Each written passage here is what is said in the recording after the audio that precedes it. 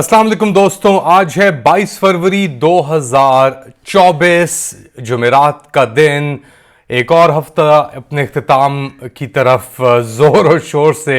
बढ़ रहा है और आज मैंने सोचा कि आपसे बात की जाए पाकिस्तान में जो ब्लास्फेमी लॉज हैं pertaining to the Quran, to ख़त्म नबूवत, इनके बारे में थोड़ी बात की जाए। जिक्र लिए चलता हूँ साल 2017 के आखिर में, और इस्लामाबाद से लाहौर के रास्ते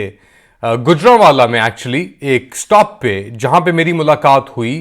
खादिम हुसैन रिजवी साहब, जो उस वक़्त ज़िंदा थे, बाहयात थे। अब उनका इंतकाल हो गया है, चंद साल पहले ही उनका इंतकाल हुआ, और वो लीड कर रहे थे एक तहरीक लब्बैक पाकिस्तान। और पाकिस्तान में जो ख़त्म नबूवत की मूवमेंट है उसकी एक रैली, और ये रैली चली थी बेसिकली इस्लामाबाद से, और इसका इख्तिताम हुआ लाहौर में। मेरी इनसे मुलाकात हुई गुजरांवाला में, और ये एक बड़ी सक्सेस के बाद थी। ये फैज़ाबाद धरना भी था, जो खुद एक कंट्रोवर्शियल एपिसोड है पाकिस्तान की हिस्ट्री के अंदर। और फैज़ाबाद धरना जो था वो था उस वक़्त जो पीएमएलएन के लॉ मिनिस्टर थे, मेरे ख्याल से पीएमएलएन की हुकूमत थी, यानी हल्फ उठाने के ऊपर, स्वेरिंग ओथ ऑफ एलिजेंस के ऊपर पाकिस्तान के ऊपर थोड़ी चेंजेस हुई थी, जहां पे जिसके ऊपर तहरीक लब्बैक पाकिस्तान ने एक नेशन वाइड मूवमेंट शुरू की थी कि जी ये changes are against Islam, against sharia law. और इसके बाद धरना शुरू हुआ फैज़ाबाद के ऊपर, वहाँ पे हंगामे हुए, फिर आर्मी और पुलिस को बुलाया गया, और इवेंचुअली पैसे दिए गए टीएलपी सपोर्टर्स को हंगामे के बाद, और कहा कि जी ये जो लॉ मिनिस्टर है इनको तो 10 यानी फायर किया जाए। वो निकले वहाँ से और फिर एक फतह का माहौल बना और कारवान चल पड़ा लाहौर की तरफ। मैं जब पहुंचा गुजरांवाला, तकरीबन मैं से 1 घंटा लगा लगभग लाहौर से वहाँ पे पहुँचने के लिए। तो जो कॉन्वॉय था वो बहुत ही हल्का मूव कर रहा था। एक ट्रक था, उसका डाला पीछे से खुला हुआ था, पीछे एक कुर्सी लगी हुई थी जिसके ऊपर खादिम हुसैन रज़ी साहब बैठे हुए थे, और वो जो उनके सब फॉलोअर्स थे उनको वेव कर रहे थे। एक बड़ा ही एक चार्ज्ड अप एटमॉस्फेयर था, और बेसिकली वहाँ पे नारे भी लग रहे थे, गुस्ताख रसूल की एक ही सज़ा, तनसर से जुदा, तनसर से जुदा। यानी गुस्ताख रसूल सल्लल्लाहु अलैहि वसल्लम की शान में जो भी गुस्ताखी करेगा उस पर मौत या उसका कत्ल वाजिब है, लाजिम है। तो मैं ये सब कुछ देख रहा था। फिर मेरा वक्त आया जब उनका इंटरव्यू करने का। हम ट्रक के पीछे बैठे हुए थे, मैं देख रहा हूँ कि वहाँ पे हज़ारों की तादाद में लोग आ रहे हैं उस डाले के पीछे। और खादिम हुसैन रज़ी साहब से मैंने अपने ही बड़े ही इनोसेंट और नाइव तरीके से पूछा कि जी हजूर अकरम सल्लल्लाहु अलैहि वसल्लम ने अपनी ज़िंदगी के अंदर उनके ऊपर जो जुल्म हुए, जिन्होंने उन लोगों के साथ ज़्यादतियाँ की, उनको उन्होंने माफ़ कर दिया अपनी ज़िंदगी में।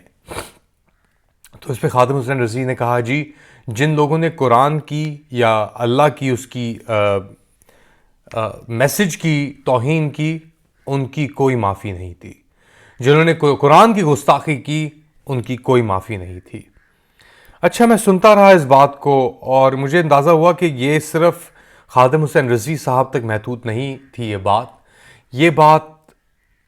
फैल के यानी बहुत सारे लोगों में, अपने ख़ानदान के अंदर भी लोगों के अंदर ये चीज़ एक पाई जाती है कि जी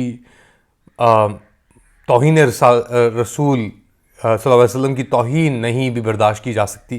किसी भी बुनियाद पे, और कोई भी मुसलमान ये चीज़ बर्दाश्त नहीं करेगा। लेकिन इसकी जो वेपनाइजेशन हुई है कि कानून को अपने हाथ में ले लिया जाए, या कानून को इस तरीके से सबवर्ट किया जाए कि अगर आपके पर्सनल ज़ाती मामलात चल रहे हैं तो आप किसी पे इल्ज़ाम लगा देंगे जी इसने तो हजूर की तौहीन की थी, हजूर अकरम सल्लल्लाहु अलैहि वसल्लम की तौहीन की थी, नाउज़ुबिल्लाह किसी ने, तो ये तो जी इसको पकड़ाओ। या एक जैसे हमने देखा इस्लामाबाद में और जगहों पे झूठे इल्ज़ाम लगाना कि जी इसने तो कुरान की बेहुरमती की है या किसी इंसान ने। जलाया है कुरान को। यानी एक इंस्टेंस हुआ था इस्लामाबाद में कि जी एक थैली के अंदर एक बच्ची थी, क्रिश्चियन बच्ची थी, तो बाद में पता लगा कि इमाम जो थे वो मस्जिद के, उन्होंने जला के वो उसके अंदर थैली में डल के उस बच्ची को पकड़ा दिया और फिर इल्ज़ाम लगा दिया पूरी कम्युनिटी के ऊपर। दंगे फसाद शुरू हो गए उधर, और तो इवेंचुअली लोगों को जाना पड़ा वहां से। खैर, बात जाती है 4 जनवरी 2011। सलमान तासीर उस वक़्त गवर्नर थे पाकिस्तान के पंजाब प्रोविंस के, और उनके अपने बॉडीगार्ड मुमताज़ कादरी ने उनके ऊपर 37 मरतबा गोलियां चलाईं और उनको कत्ल कर दिया। क्यों कत्ल किया? कादरी ने सलमान तासीर का कत्ल इसलिए किया क्योंकि सलमान तासीर जो उस वक़्त गवर्नर थे, उन्होंने एक खातून थी, क्रिश्चियन खातून आसिया बीबी, जिनके ऊपर ब्लास्फेमी का इल्ज़ाम लगा था एक, और उनके हक में आके, उनके डिफेंस में आके सलमान तासीर ने एक स्टांस लिया, और इसकी बुनियाद पे मुमताज़ कादरी, जिनका ताल्लुक बरेलवी इस्लाम यानी सेक्ट ऑफ इस्लाम से था, वो खुतबे भी सुन रहे थे बड़े लोगों के, उन्होंने आके सलमान तासीर को कत्ल कर दिया। एक ऐसी चीज के एक इंसान, अगर चले कानून मौजूद भी है तो अपने हाथ में ले अगर कानून को इस तरीके से कि जी मैं समझता हूं कि ये बेहुरमती हुई है कुरान की, और उसकी बुनियाद के ऊपर किसी का कत्ल कर दिया जाए, तो मेरे ख्याल से इस्लाम इसकी इजाज़त नहीं देता। मगर बहुत सारे लोग हैं इस मुल्क के अंदर जो इस चीज़ से डिसएग्री करेंगे। अच्छा जी, ये आई किस तरीके से ये पूरी चीज़, जो हम हदूद ऑर्डिनेंस की बात करते हैं जो जिया साहब के अंडर आई, मगर ये जो बुनियाद रखी गई थी ब्लास्फेमी लॉस की, तौहीन रसालत की या तौहीन कुरान की, वो रखी गई थी ब्रिटिश ने, यानी सब कॉन्टिनेंट के अंदर। और हम बात कर रहे हैं 1860s के अंदर, जब ब्रिटिश राज मौजूद था, तो यानी रिलीजन बेस्ड और related offences on the territory of modern day India, यानी इंडियन सब कॉन्टिनेंट के अंदर 1860 के अंदर ब्रिटिश राज ने रखी थी, और 1927 के अंदर यानी पाकिस्तान बनने से 20 साल कबल इन लॉस को एक्सपैंड किया गया। वो भी ब्रिटिश ने किया, ब्रितानियों ने किया, क्योंकि आहिस्ता आहिस्ता जब इंडिपेंडेंस मूवमेंट तश्कील ले रही थी, तो उन्होंने कहा कि यार ये मुसलमान और हिंदू अगर मिल गए और हमारे खिलाफ एक हो गए तो ये मसला हो जाएगा इसके अंदर, तो इससे बेहतर है कि ऐसी चीजें इंट्रोड्यूस करो लीगल उसके अंदर, जो उनके मुल्क के अंदर तो कई सालों से यानी इस्तेमाल नहीं हुई होंगी, कई 100 साल से, मगर ब्रिटिश ने फर्स्ट ब्लास्फेमी लॉज इंट्रोड्यूस किए थे टू कंट्रोल। वो कह रहे थे कि जी कम्यूनल टेंशन, सेक्टेरियन टेंशन, हिंदू मुस्लिम फसादात को रोकने के लिए उसके ऊपर वो इल्ज़ाम ना लगे, उसके वो इल्ज़ाम ना लगे, और वो 1927 में उन्होंने एक्सटेंड कर दिए थे। अच्छा, पाकिस्तान फिर बना, फिर पाकिस्तान के अंदर ये एंटी कादियानी मूवमेंट शुरू हुई, ऑब्जेक्टिव रेजोल्यूशन आई, तो ये हेट्रेड चलती रही, और 1977 के अंदर कादियानियों को भुट्टो साहब ने, जुल्फिकार अली भुट्टो, 1970s के अंदर भुट्टो साहब ने कादियानियों को गैर मुस्लिम करार दे दिया, और उसके बाद उनके खिलाफ भी एक इंस्टीट्यूशनल आप कह लें कि टारगेटिंग उनकी शुरू हुई। बिटवीन 1987 और 2015 पाकिस्तान के अंदर तकरीबन 250 ब्लास्फेमी केसेस रजिस्टर हुए, और 1990 से लेकर तकरीबन 50 लोगों का कत्ल हो चुका है पाकिस्तान के अंदर, जिनके ऊपर इल्जाम लगा तौहीन रिसालत का या तौहीन कुरान का या तौहीन इस्लाम का, जिसके अंदर सलमान तासीर साहब भी मौजूद थे। तो ये चीज थम नहीं रही इस मुल्क के अंदर, रुक नहीं रही इस मुल्क के अंदर, ऐसे वक्त पे जब इतनी बर्बरियत, इतनी फैशिज्म चल रहा है आम आवाम के ऊपर, तो एक और एलिमेंट है स्टेट के पास कि जब भी वो देखता है कि यार उसकी पावर ग्रिप से जा रही होती है, तो ये एक इशू उभर के सामने आ जाता है। और हम तो जानते हैं कि काजी फाइज ईसा जैसा मुनाफिक काजी इस मुल्क की हिस्ट्री के अंदर शायद 50 साल पहले ही आया हो उन लोगों का नाम हम सिर्फ सुनते हैं, मगर ऐसे मौके पर जहां पे सैकड़ों लोगों की, millions of people have lost their franchise in the democratic system, ऐसा इशू इंट्रोड्यूस कराना, यह भी एक मुनाफकत ही है मेरे ख्याल से। और उस इशू को फिर रिस्पॉन्स जो आया दूसरी तरफ से, वो भी एक मुनाफकत से कम नहीं है, क्योंकि ये दोनों चीजें एक दूसरे के ऊपर ही चलती हैं। Reaction, action, reaction, action, reaction. और उसके अंदर जो मेन फोकस था कि इतना बड़ा डाका जो हुआ है पाकिस्तान के अंदर इलेक्शंस के अंदर, वो बढ़ गया।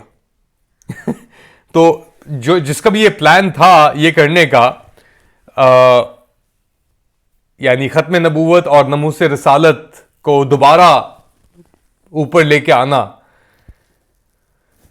तो खैर क्या कह सकते हैं पाकिस्तानियों का। और जब भी स्टेट अपने आप को इस कोने में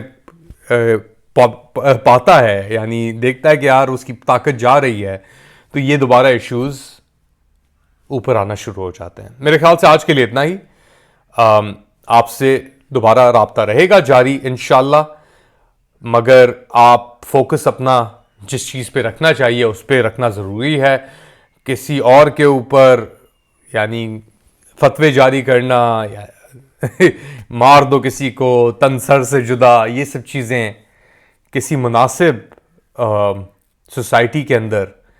किसी मुनासिब मुल्क के अंदर ऐसी चीज़ें कोर्ट डिसाइड करता है, मगर पाकिस्तान वो मुनासिब मुल्क नहीं है, क्योंकि यहाँ पे कोर्ट्स भी बिके हुए हैं और उनकी डिसीजंस जब आती हैं जब ह्यूमन राइट्स वायलेशंस अपने उरूज पे होती हैं, और वो इसलिए आती हैं ह्यूमन राइट्स वायलेशंस या किसी के हकूक देने के लिए नहीं, उन लोगों के हकूक प्रिजर्व करने के लिए जिन्होंने पाकिस्तान को इस मुकाम तक पहुंचाया है। तो खैर, ये कंटेंट ज़रूर आप इस पर कमेंट दें, अपने ख्यालात का इजहार करें, सिविल तरीके से, एक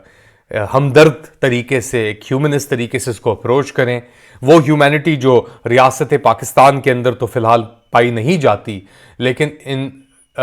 हमारे लोगों के अंदर ज़रूर है ये कैपेसिटी कि दे कैन सी बियॉन्ड, कि क्या उनके लिए घड़े खोदे जा रहे हैं कि उसमें वो गिरें और उसी दलदल के अंदर वो फंसते रहें। अल्लाह हाफ़िज़।